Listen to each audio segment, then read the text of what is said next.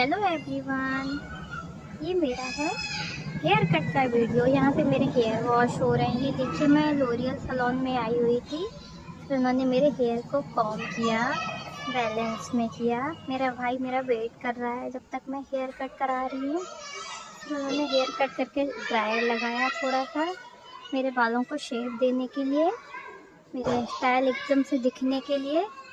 कैसा कैसा कट करवाया है मम्मा ने, एक एक लेयर विजुअल हो। ये देखो मैं कैसे बैठी हुई हूँ।